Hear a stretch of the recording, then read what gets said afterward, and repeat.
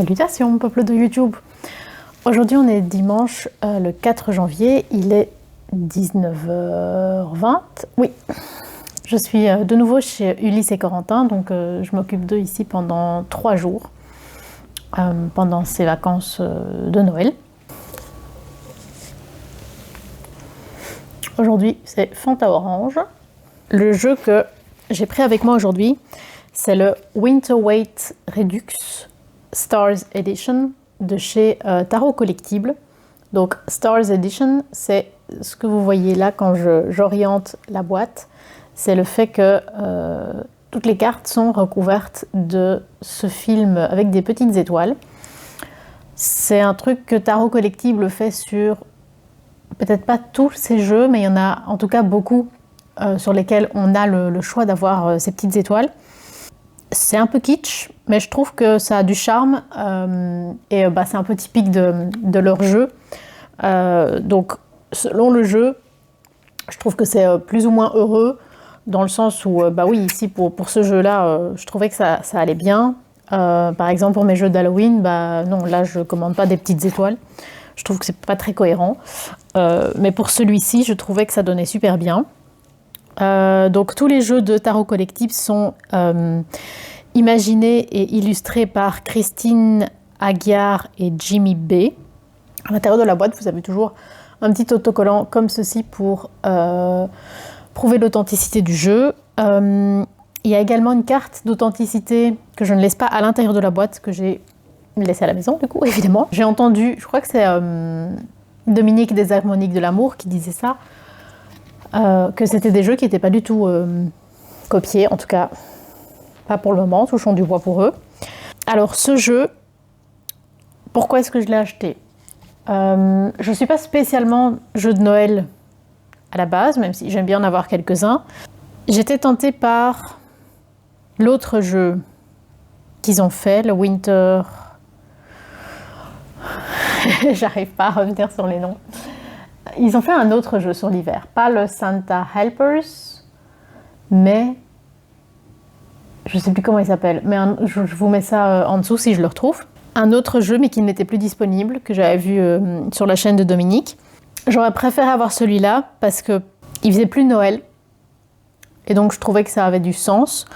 Ici, en fait, quelque part, c'est étrange d'avoir toutes ces couleurs pastel pour l'hiver, mais en même temps ça fait vraiment comme si le jeu était glacé, gelé, et ça a du charme aussi, donc c'est pour ça que je me suis laissée tenter. Et en fait je l'ai beaucoup utilisé ici pendant cet hiver. Je l'ai chaque fois pris avec moi quand j'allais à Noël dans ma famille. Bon, personne ne me demande jamais de tirage, donc j'en ai pas fait, mais au cas où je l'avais toujours. Et en fait, je me fais ici au fil des jours une roue de l'année un peu modifiée à partir des tirages qui sont proposés sur le site Vivre Intuitif. Je me fais donc une roue astrologique où je modifie un petit peu les questions. Enfin, je lis la description qu'ils font de chaque maison et je me fais un peu ma propre version des questions tout en m'inspirant vraiment de ce qui est proposé. Si jamais je poste cette vidéo après avoir terminé mes tirages, je mettrai les questions. Je vous mets le site évidemment en référence parce que c'est un site très intéressant, et je vous mettrai les questions que je me suis tirées en barre de description. Donc l'idée ici, c'est de regarder le jeu ensemble. Évidemment, il est plus dans l'ordre puisque je l'utilise énormément, donc forcément les cartes sont un peu dans tous les sens. Ces deux-là, je les mets dans l'autre sens, voilà. Alors, ceci c'est le dos, donc un tartan violet et blanc. C'est assez surprenant, en soi ça va bien avec les couleurs du tarot, mais c'est très surprenant d'avoir un tarot sur l'hiver et particulièrement sur Noël dans ces tons-là. Les tranches sont neutres. Alors, on est quelques jours plus tard et j'ai fait les tranches de mon jeu, vous voyez, en violet, donc pour être assorti au dos.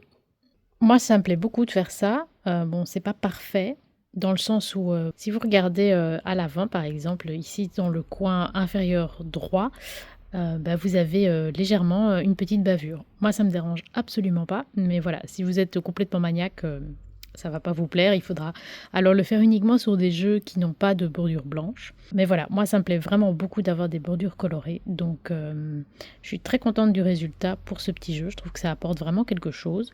Et donc, comme d'habitude, j'ai fait ça avec les marqueurs de chez Action, donc les Twin Marker. Et celui-ci, c'est le 84 Pastel Violet. Donc il est beaucoup plus violet que la couleur que propose ce petit carré. Donc il faut vraiment toujours essayer les marqueurs sur un papier pour voir la couleur qu'ils font réellement, parce qu'on ne peut pas toujours se fier exactement à la teinte de ce petit carré. C'est une indication, mais bon, parfois ça peut être différent, quoi. On a une bordure blanche. Avec cette lumière, on voit super bien les étoiles, c'est très très joli. On a une bordure blanche qui, sur toutes les cartes, a un cadre dans lequel il y a de la neige. Donc ça rajoute un peu à l'ambiance froide du jeu. Voilà, c'est mieux comme ça. Vous voyez que les cartes sont brillantes. Et en fait, elles sont moins brillantes de l'autre côté. Elles sont plutôt légèrement satinées de l'autre côté, enfin sur le dos. Et la carte elle-même est vraiment brillante, mais peut-être que c'est dû aussi au film pour les étoiles. C'est des cartes assez épaisses, qui plient un peu quand on les maltraite, mais non, ça va, elles reprennent bien leur forme, elles ne sont pas du tout transparentes. Non. Donc ici, nous avons le 8 de bâton, qui ne change pas, hein, c'est toujours le même 8 de bâton, sauf qu'ici on a un très joli petit paysage avec des sapins enneigés. J'aime bien cette ambiance enneigée, parce que moi ça me rappelle la Finlande. Alors le 3 de coupe, où on a les trois petites madames dans des habits plutôt médiévaux, surtout celle en jaune, qui dansent et qui trinquent ensemble sous la neige. Bon, ça n'a pas l'air commode comme météo. Très joli ciel tout rose. Pour le chevalier d'épée, on a une météo atroce, hein. On voit qu'il est vraiment dans une tempête de neige. Comment je peux faire pour pas avoir de reflets? Ça m'embête. Comme ça, c'est pas mal. Donc il est vraiment pris dans une tempête de neige. Ça a l'air d'être un moment clairement pas facile, mais bon, ça va avec l'énergie du chevalier d'épée. L'émotion que ça m'évoque, c'est... Enfin, la qualité plutôt que ça m'évoque, c'est le sissou. C'est une valeur essentielle dans la culture finlandaise. En français, ça peut être traduit par la fortitude. Donc la force que l'on trouve dans la difficulté. Cette espèce d'obstination et d'acharnement qui mène à la réussite, mais qui est parfois un peu aussi de l'entêtement, selon les cas. Mais ça m'évoque vraiment ça, surtout avec la tempête de neige. Et j'aime bien l'espèce de roseau couvert de neige qui ploie sous le poids. Très joli.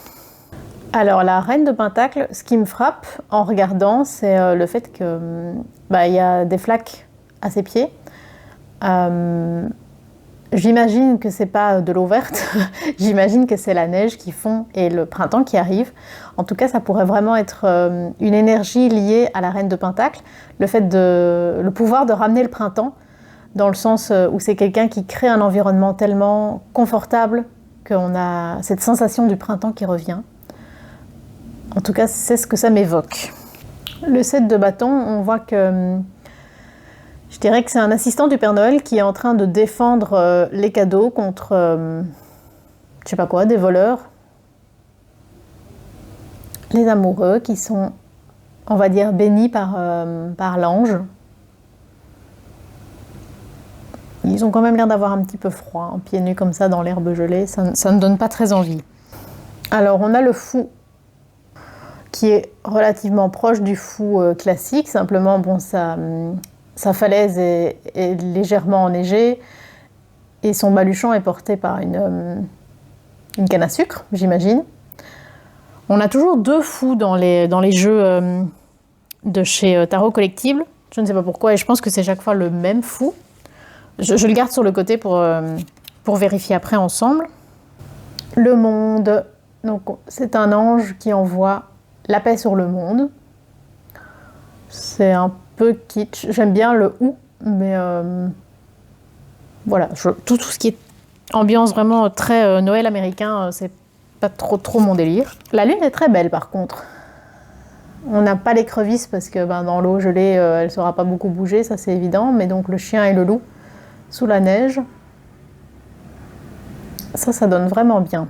Le 2 d'épée, je ne sais pas pourquoi la créature a des ailes de papillon. C'est joli, ça fait un peu aile gelée, hein, mais voilà, je ne sais pas, je n'ai pas exactement la raison. On voit qu'elle a un petit bonnet bien chaud et des petits gants. C'est un jeu assez doux, dans le sens où les cartes négatives sont comme adoucies par les couleurs pastel. On a le jugement. Le fait qu'ils soient dans la neige et qu'ils aient des ailes d'ange, finalement on a l'impression qu'ils sont au ciel, dans les nuages. Que c'est eux-mêmes des anges. Voilà, on a ici un deuxième fou. Je pense que c'est vraiment le même que le premier.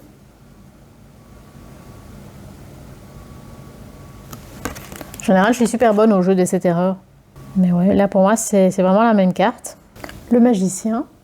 Donc on est avec une personne très jeune. On reconnaît tous les ustensiles sur la table. Je pense que j'aurais bien aimé voir le Père Noël dans cette carte, mais bon, c'est vrai qu'en général, le Père Noël est quelqu'un de très âgé en général, et le magicien est souvent représenté par quelqu'un de très jeune, donc ça aurait sans doute fait bizarre.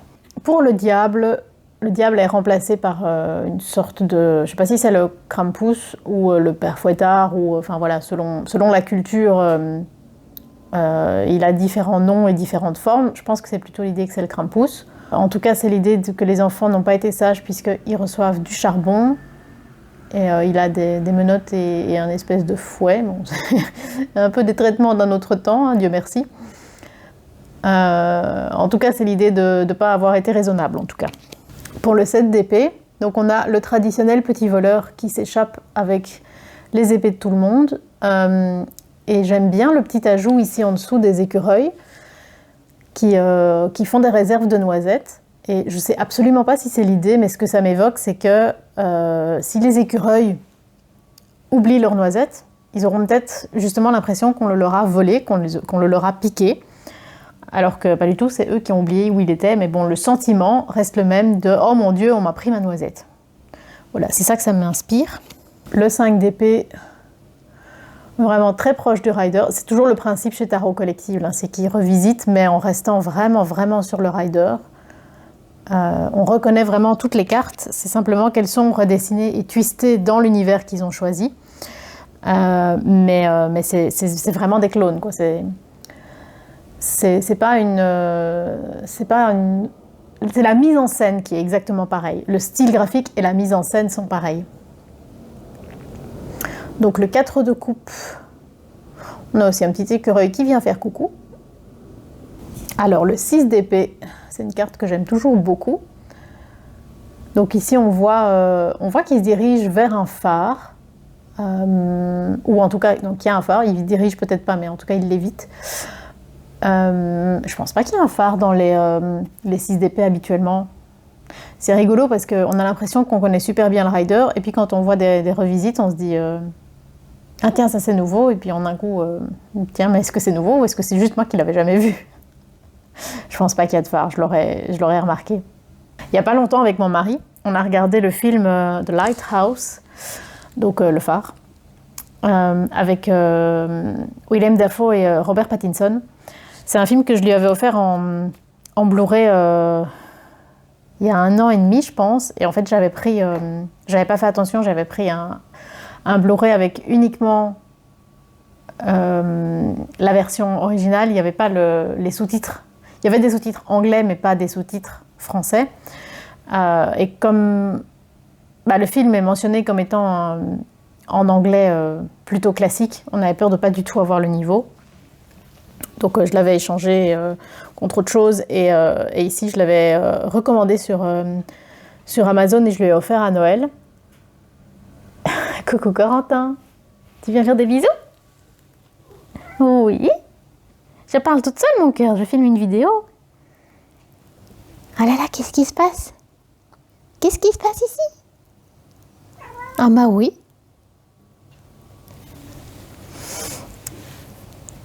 Donc on a regardé le film The Lighthouse.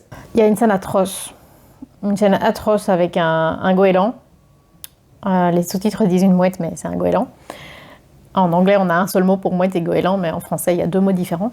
Donc, en soi, je trouvais le film intéressant. Il m'a un peu déçue parce que je pensais l'aimer plus. Et au final, il m'a moins plu que ce que j'avais imaginé. Et cette scène m'a vraiment complètement refroidi.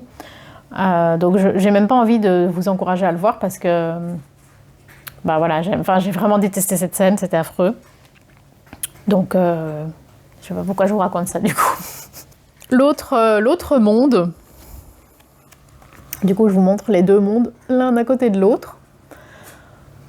Donc, je crois que c'est l'idée que c'est un ange qui veille sur la terre. Je crois que je préfère celui-ci quand même. Celui-là est plus proche de l'image du monde original. Mais celui-ci est vraiment tout doux, je trouve. Bon, c'est un peu kitsch, hein, c'est pas complètement ma came, mais c'est mignon. Alors là, l'épée, on voit que l'épée est toute gelée. Ça doit faire atrocement froid aux mains de la tenir comme ça. On a toujours la tempête de neige. Je trouve que c'est un jeu très très cohérent. Hein. Toutes les couleurs vont très très bien ensemble et cette ambiance de neige est vraiment présente partout. Et ici, par exemple, on a le 2 de pentacle où on a la neige qui fond, donc on imagine, enfin en tout cas moi j'imagine que ça annonce le retour du printemps, mais même si là on tend vers le printemps, je trouve qu'il y a vraiment une cohérence globale dans le jeu, tout va très très bien ensemble. La chose à laquelle ça me fait penser, c'est les personnages. Le 9 de coupe, alors habituellement sous le 9 de coupe il y a juste un petit monsieur qui présente fièrement toutes ses coupes, et ici c'est un couple. Ce que je trouve nettement plus sympa parce que je trouve qu'il a toujours l'air de crâner ce mec en dessous de ses coupes. Et ici, je sais pas, je trouve que ils ont juste l'air contents. Bon, ça mélange peut-être un peu avec le 10 de coupe ou le 10 de pentacle. Mais je sais pas, je les trouve sympas tous les 2. Ah bah ici on a le 10 de coupe qui est très très joli je trouve, avec les petits animaux ici près de la maison. On a les 2 enfants qui se font un bisou. Super mignon, ça rappelle aussi le 6 de coupe. Et la cheminée qui fume dans la maison. Et d'habitude, on a un arc-en-ciel en 3 couleurs qui est jamais très ouf, je trouve. Mais ici, c'est les coupes. Les petits chats ont ouvert la porte. La porte pas de l'appartement, mais de l'entrée. Mais je les vois pas d'ici parce que le fauteuil est devant. Donc, enfin, je vois juste la porte qui s'ouvre et je vois pas les petits chats qui ouvrent la porte. Donc, un instant, je me suis dit, merde, mais je suis censée être toute seule dans la maison. Whatever. Donc, les couleurs de l'arc-en-ciel ont été transférées aux petites coupes elles-mêmes. Et ça fait un truc très sympa, je trouve. Alors, le 4 de bâton, on a le Père Noël et la Mère Noël qui nous accueillent chez eux. En tout cas, c'est ce que je comprends. Je trouve ça trop mignon, avec la biche et le petit bonhomme de neige. Si j'imagine que c'est la Mère Noël, j'aime beaucoup parce que ça fait un peu comme une petite mamie. Et pour moi, la Mère Noël, c'est ça. La Mère Noël, elle a le même âge que le Père Noël, donc c'est pas une fille toute sexy en petite jupe courte. Non, c'est une mamie en fait. Enfin, ça n'a pas de sens que la Mère Noël soit jeune et... Enfin, vous imaginez quand même pas le Père Noël sortir avec une fille de 20 ans. Enfin, c'est pas ça l'image du Père Noël. Donc, Mère Noël, c'est une petite mamie. Alors, le 6 de denier, je trouve que par rapport à d'autres jeux, on a un peu plus cette idée de don, de redistribuer les richesses à ceux qui en ont besoin. Je pense que c'est le fait qu'ils soient tous dans la neige qui m'inspire le fait que les 2 personnages à genoux ont vraiment besoin d'aide. Oui, je trouve qu'il développe bien cette idée. Ah, le 3 de denier, il est super. Au lieu d'être en train de réparer ou de transformer l'église, ils sont en train de décorer le sapin. Et je trouve ça excellent comme idée. Très mignon. Alors, pour le soleil, on a mis le visage du Père Noël à l'intérieur du soleil, ce qui fait un peu kitschouille quand même.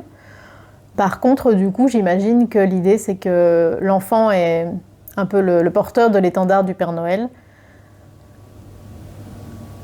Ça fait quelque chose d'un peu bizarre, je trouve.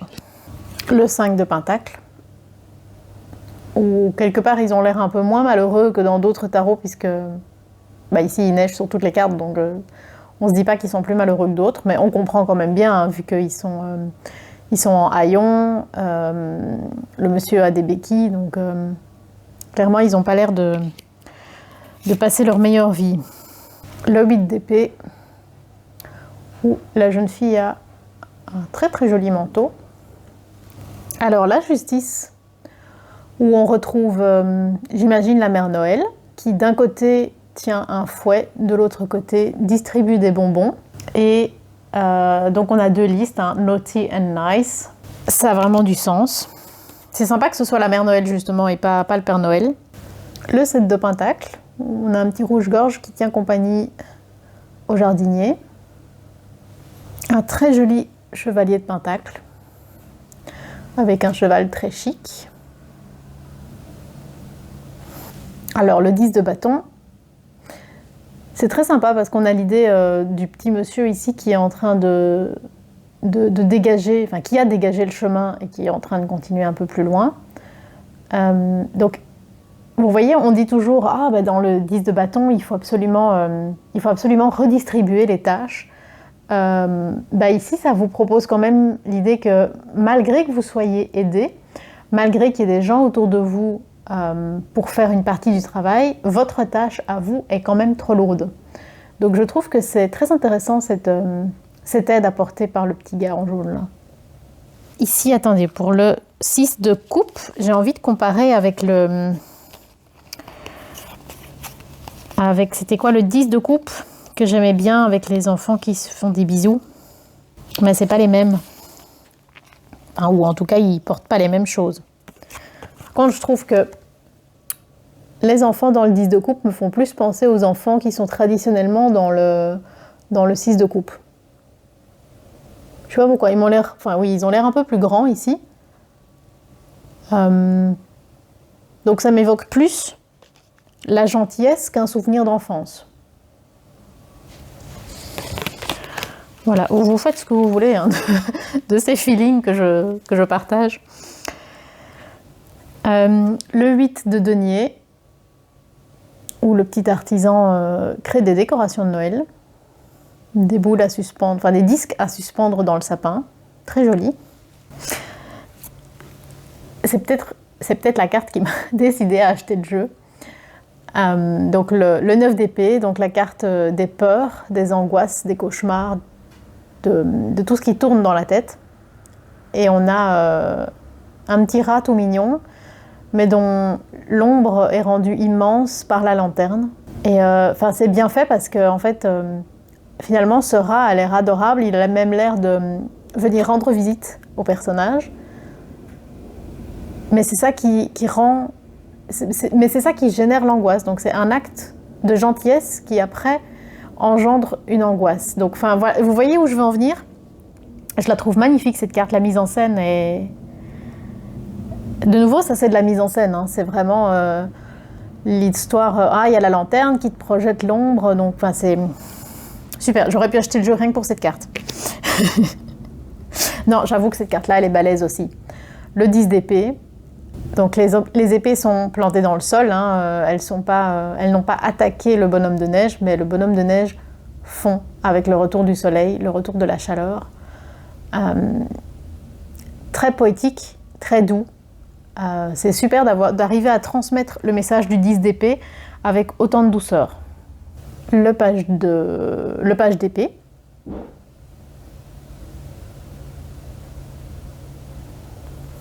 Alors l'étoile, où le personnage est tout bleu, tout vert, tout gelé. Pour l'étoile, par rapport au thème, j'aurais vraiment bien aimé retrouver la notion de mettre de l'eau dans la nature pour créer une oasis. Donc avoir genre des oiseaux ou je sais pas, un renard qui vient boire. Donc je comprends pas exactement pourquoi ce personnage est présenté comme tout gelé. Le set de coupe. C'est chouette parce que tout le contenu des coupes est sur le thème de Noël, des cadeaux, des décorations, etc. Alors la grande prêtresse, qui est très belle et elle me fait penser à mon amie Katharina. Très mystérieuse. Alors l'impératrice, j'aime beaucoup l'arrière-plan avec les arbres enneigés. Le chevalier de Pentacle. Alors j'aime bien le décor avec les sapins décorés, les cadeaux, etc. Par contre, j'aime pas du tout la tête de taureau tranchée sur laquelle il marche. Non, ça me parle pas du tout. J'aurais préféré que ce soit juste un gars normal en fait. Pas un tueur de taureau. Le page de bâton, qui est très, très stylé avec son petit chapeau qui lui tombe devant les yeux. Le 5 de bâton, où les bâtons ont été remplacés par des boules de neige. Alors on a bien la notion de conflit. Par contre, je trouve que l'idée que tout le monde essaye de s'exprimer en même temps et qu'on n'arrive pas à se mettre d'accord, on la perd un peu. Parce que finalement, une bataille de boules de neige, c'est un jeu. Donc l'idée est rigolote, mais si c'est votre seul tarot, ça va peut-être vous embrouiller. L'ermite, qui est très beau. J'imagine que c'est l'idée que c'est le Père Noël, hein, puisqu'il a tous des jouets dans sa hotte. Et on voit que le bas de sa cape, enfin, ou de son menton, et on voit que le bas de son manteau est recouvert de neige, donc j'imagine qu'il arpente les rues pour aller déposer les cadeaux. Il a beaucoup de charme quand même ce jeu, hein. Je l'aime vraiment bien. Alors le 6 de bâton, on a bien cette notion de victoire qui est propre au 6 de bâton. Par contre, je trouve que le lien avec Noël et avec l'ambiance globale du jeu est un peu artificiel. Je trouve que cette carte-là, elle est un peu off. Le 10 de Pentacle est adorable. On a la famille qui joue, qui fait des bonhommes de neige dans le jardin avec les chiens, les enfants. Enfin voilà, c'est une scène de bonheur. Le petit page de Pentacle. L'As de Pentacle, où l'As le Pentacle est devenu une boule de neige. C'est très joli. Je trouve que ça n'a pas du tout la même portée qu'un écu, mais c'est joli. La roue de fortune, j'imagine que c'est l'idée que le Père Noël donne des cadeaux peut-être de manière aléatoire aux enfants, bien que j'en sais rien. C'est ce que ça m'inspire, mais je ne sais pas si c'est ça l'idée ou pas. L'As de bâton qui reste tout simple, mis à part le fait évidemment qu'il y a du vent et de la neige. Très sympa le 9 de bâton. Je pense que c'est l'idée que c'est un petit berger et qu'il empêche ses moutons d'aller plus loin, puisque logiquement c'est au printemps, hein, avec le retour des beaux jours, que les moutons vont paître en prairie. Et ici, il définit les limites au-delà desquelles les moutons ne peuvent pas aller. C'est comme ça que je le comprends. Puisque d'habitude, en général, le personnage, il est blessé à la tête. Hein. On voit qu'il a combattu, qu'il a défini ses limites à lui. Et ici, c'est plus qu'il définit les limites des autres, donc des moutons. Mais très chouette, je trouve. Si je le comprends convenablement, je trouve ça très chouette. Alors, le page de coupe, qui a l'air d'être un tombeur, un dragueur de la pire espèce. Il m'inspire absolument pas confiance, ce page de coupe. Je ne sais pas pourquoi. Je préfère le chevalier de bâton, qui a l'air d'être envoyé en mission. J'adore à chaque fois qu'il y a ces arbres recouverts de neige, je trouve ça ravissant. Le roi de bâton. Je trouve qu'ici on est de nouveau un peu off, notamment parce que ici la petite salamandre, dans des conditions d'hiver, ça va pas marcher, hein. Elle va être complètement engourdi par le froid. Par contre, il a un très beau manteau. Pareil pour le manteau du roi de coupe, que je trouve très joli. Les rois sont un peu off, je trouve, dans ce jeu. Ils m'inspirent moins que dans d'autres jeux. Alors, l'empereur, qui a l'air vachement plus sympa que plein d'autres empereurs, puisqu'il a son petit lapin sur les genoux. Et je suppose que c'est une boule de Noël qu'il a dans la main. Ou un ballon d'eau. Pour... ce serait trash de lancer un ballon d'eau avec la neige. Je sais pas, il a l'air plus sympa que les autres empereurs. Il a l'air un peu espiègle. Ça va, petit Ulysse? Le 2 de bâton, qui, au lieu de préparer sa conquête du monde, prépare ses cadeaux de Noël, si je comprends bien. Le 3 d'épée, où le chagrin a gelé le cœur. La reine d'épée. J'aime bien cette image comme si elle attrapait les étoiles ou les flocons. Ça lui va bien, je trouve. J'arrive pas trop à mettre des mots dessus, mais je trouve ça joli. J'ai froid. J'ai mis les chauffages, mais j'arrive pas à me réchauffer. Pourtant, j'ai un gros pull en laine, 3 couches en dessous. Je saurais pas faire beaucoup plus. Hein. C'est un vieux pull de cèpe que j'ai mis vraiment en laine, quoi. Il fait froid. Le roi d'épée. Ce roi d'épée, il a une tête à jouer à Donjons et Dragons. Vous êtes d'accord, non? La reine de bâton, qui a un petit charroux, spécial dédicace à Karine de Miska Metal. Le chevalier de coupe, qui est, je trouve, très élégant et je suis incapable de vous dire si c'est un homme ou une femme. Et je trouve ça très sympa. Le 5 de coupe. On a presque l'impression que c'est de la neige fondante, mais je trouve que ça sert très très bien le propos du 5 de coupe. La tour, qui est très belle. C'est très sympa ce mouvement des flammes qu'ils ont donné. Un peu magique, mais quand même dangereux, terrifiant. Et, ça raconte la même chose, mais c'est très esthétique, je trouve. L'as de coupe, avec des marshmallows et des petits anges. De nouveau, c'est pas trop mon genre d'ambiance, mais c'est rigolo. Le pendu, qui est une décoration de Noël. Très rigolo. Alors, le hiérophante, pour moi, c'est l'idée que c'est Saint-Nicolas. En tout cas, c'est comme ça que je le comprends. Ne me demandez pas pourquoi, mais pour moi, ce petit personnage, celui qui est debout, là, j'imagine que c'est Dick Grayson, donc Robin dans la série Batman des années 60. Je sais pas pourquoi, mais la tête qu'il fait, ça me fait trop penser à ça. Trop choupi.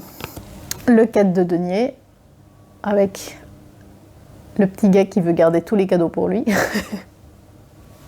L'arcane 13, qui ne s'appelle pas la mort, donc Death, comme c'est en général le cas, mais qui s'appelle Jack Frost. La légende du froid, hein. Il y a ça dans le film d'animation Les 5 légendes. On parle de Jack Frost. Moi, c'est pas une légende que je connaissais de mon enfance. J'ai vraiment surtout entendu ce mot dans ce film d'animation. Et en particulier parce que avec mon école de danse, là où je prenais mes cours de danse pendant des années, on a fait une interprétation de cette histoire en ballet. Et moi, je jouais le rôle de Peach Black, donc le croque-mitaine en gros. C'est moi qui faisais la reine des cauchemars. C'était trop chouette comme ballet. La tempérance, que je trouve très belle. C'est vraiment l'image d'une dame douce, discrète, attentionnée. Elle a l'air adorable. Tout le monde veut être pote avec la tempérance. Alors, le 4 d'épée, clairement, là, on est dans un cercueil. Hein. Il n'y a pas tellement d'hésitation à avoir. Ça me fait penser à Blanche-Neige, puisque dans la version du conte que je connaissais, quand j'étais petite, il y avait l'idée que c'était un cercueil en verre. Et ici, on a cette espèce de dôme au-dessus du cadavre, du coup. Très jolie carte. Je suis pas sûre de comprendre vraiment l'intention, mais je la trouve très jolie. Le chariot, super top avec le Père Noël et ses petits rennes. Il est vraiment bien fait, ce tarot. Je suis vraiment super contente de l'avoir pris. La force, où on a Mère Noël qui soigne un lion. J'aurais bien aimé voir Mère Noël qui soigne un renne. Ça m'aurait bien plu, mais bon, après j'imagine qu'ils n'ont pas voulu prendre trop de liberté. Garder le lion, qui est évidemment emblématique pour la force. J'aime bien sa ceinture en ou. Le 8 de coupe. Je trouve qu'on s'éloigne quand même fort de la signification du 8 de coupe. Visuellement, ça fonctionne, mais par rapport à la signification, c'est un peu bizarre, je trouve. Par contre, là, le 3 de bâton, on y est. Hein. C'est le Père Noël qui part faire sa tournée. Donc, très malin. Magnifique 9 de pentacle, avec une toilette extraordinaire. Très jolie. Le 2 de coupe, forcément sous le gui. Donc, on imagine qu'ils vont s'embrasser. J'aime énormément les vêtements. La référence médiévale avec la coiffe et tout ça, je trouve ça superbe. Très belle couleur aussi.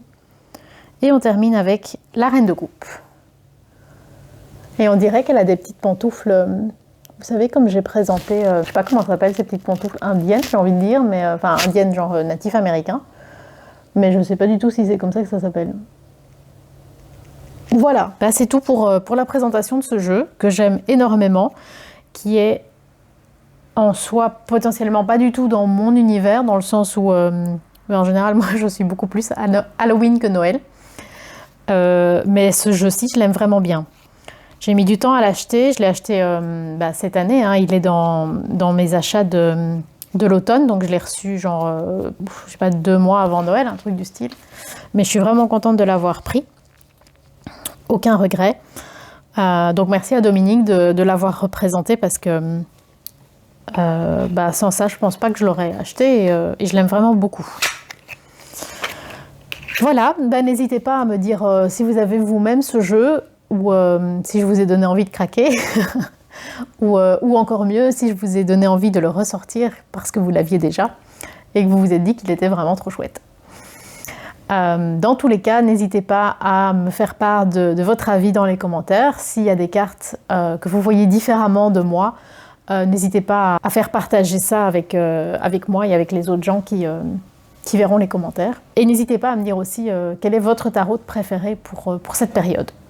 Après, vu que j'ai plein de vidéos de retard, à mon avis, je vais poster cette vidéo genre au printemps ou en été. Donc, ce ne sera pas très de saison. Mais voilà, il n'y a pas tellement d'organisation très structurée sur ma chaîne, hein, donc c'est pas très grave. J'espère que ça vous a plu. N'hésitez pas à liker, à commenter, comme je vous l'ai dit, et à vous abonner. Prenez soin de vous et Ulysse, Corentin et moi, on vous souhaite longue vie et prospérité.